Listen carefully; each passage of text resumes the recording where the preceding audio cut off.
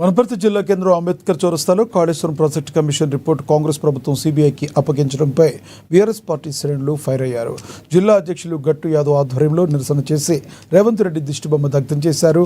Kaleshwaram project కట్టి నీళ్లిచ్చి పంటలు పండి మంచి పేరు తెచ్చుకున్నారని, దీన్ని చెడగొట్టేందుకే కాంగ్రెస్ వాళ్ళు ప్రతిపక్షంలో ఉన్నప్పటి నుండే ఈ కుట్రలు చేస్తున్నారంటూ మాజీ మంత్రి సింగిరెడ్డి నిరంజన్ రెడ్డి ఆరోపించారు.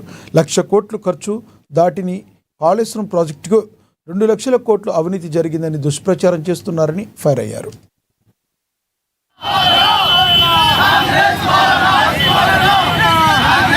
కాంగ్రెస్ వాళ్ళు ఆనాడు ప్రతిపక్షంలో ఏం మాట్లాడిందో వాళ్ళు మాట్లాడేది నోరు కాదు, బహిర్భూమికి పోయేటువంటి ఇంకో అవయవం లాంటి వాళ్ళకి అంత గలీజ్ రాయాలి.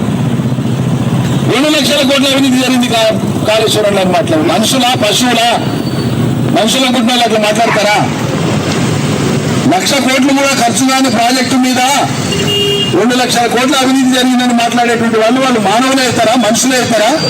కలుపుకు అన్నం తినే వాళ్ళు అవుతారా? ఇవి అట్లా ప్రాజెక్టు మొదలైనప్పటి నుంచి ఆ రకమైనటువంటి బుద్ధి వ్యతిరేకత, ద్వేషాన్ని, దుష్ప్రచారాన్ని ప్రజల మీద ప్రచారం చేసుకుంటుంది. దీని నుంచి నీళ్ళే రాలేదన్నారు. నీళ్లు రాలేదని ఈయన మాట్లాడేదాన్ని, ఇంకో ఊళ్ళో మాట్లాడేదాన్ని.